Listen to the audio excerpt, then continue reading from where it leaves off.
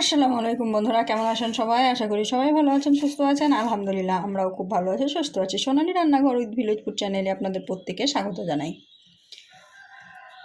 আজকে হচ্ছে একটা বড় সাইজের আমেরিকান মাছ নিয়েছি। এই মাছটা আজকে রান্না করে দেখাবো, আপনাদের সঙ্গে জাস্ট শেয়ার করব। তো মাছটা আমি কাটা দেখাবো না, কারণ অনেক বড় হয়ে যাবে ভিডিওটা। তো এই মাছটা কেটে ধুয়ে পরিষ্কার করে নিয়ে তারপরে আপনাদের সঙ্গে শেয়ার করছি।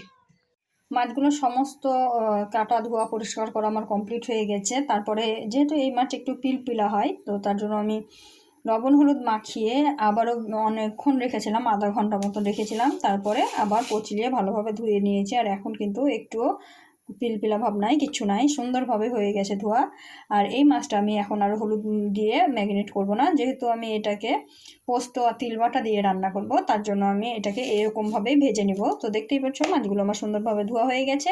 আর এদিকে আমি আগে থেকেই কড়াইয়ে তেল দিয়ে দিয়েছি গরম হতে। তো এই কড়াইয়ে আমি মাছগুলোকে ভালোভাবে ভেজে নেব, মাছটাকে একটু সুন্দরভাবে ভাজা ভাজা করে নেব। তো তার জন্য আমি মাছগুলো দিয়ে দিচ্ছি, প্রত্যেকটা মাছ সুন্দরভাবে ভাজা করে নেব আমি। তো দেখুন একে একে মাছগুলো আমি দিয়ে দিচ্ছি।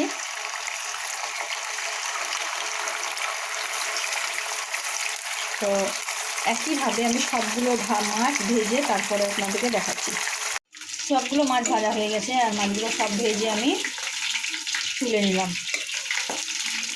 একইভাবে সবগুলো মাছ আমি ভেজে নিয়েছি, সমস্ত মাছ ভাজা কমপ্লিট হয়ে গেছে।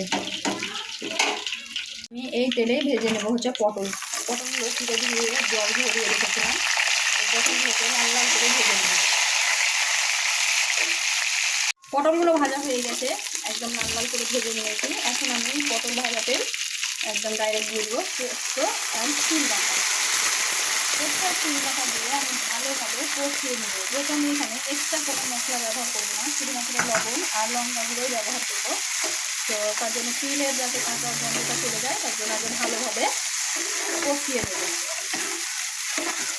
তো তিল আর পোস্ত বাটা দিয়ে আমি ভালোভাবে কষিয়ে নিচ্ছি। এটা তেল ছাড়া পর্যন্ত আমি কষাবো।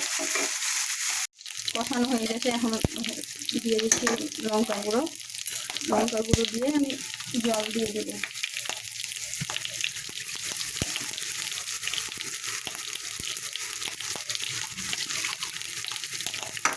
জল দিয়ে ভালোভাবে নাড়াচাড়া করে দিলাম। আমি লবণটা দিয়ে দিয়েছি, অল্প পরিমাণে দিলাম, পরে যদি লাগে আবার দিব, কারণ এটা খুব গ্রেভি হবে না, তার জন্য আমি অল্প পরিমাণে দিলাম। দিয়ে এখন আমি মাছটা অ্যাড করে দেব। সবগুলো মাছ দিয়ে আমি এখানে দিয়ে তারপরে আমি ফুটতে দেব।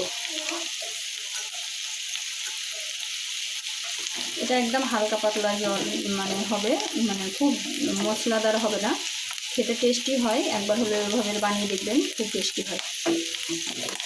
তো হয়ে গেল, এখন আমি এটাকে ঢাকা দিয়ে হালকা আঁচে রান্না করব, কারণ পটলটা সিদ্ধ হবে। খুব বেশি জল আমি দিইনি, দেখতেই পাচ্ছেন। তো হালকা আঁচে এটা রান্না করে নিতে হবে। মাছটা সুন্দরভাবে ফুটে গেছে, পটলও সিদ্ধ হয়ে গেছে, আর কালারটা কত সুন্দর এসেছে দেখুন।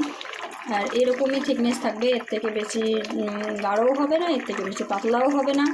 তো এটা একদম পারফেক্টভাবে হয়ে গেছে। আর উপরে তেল ছেড়ে দিয়েছে, এটা দেখে বুঝতে পারছেন যে এটা পারফেক্টভাবে হয়ে গেছে। এখন আমি এটাকে বন্ধ করে দেবো, গ্যাসটাকে বন্ধ করে এটাকে একটু পরে আমি আপনাদেরকে দেখাচ্ছি পরিবেশন করে। বন্ধ করে দিলাম।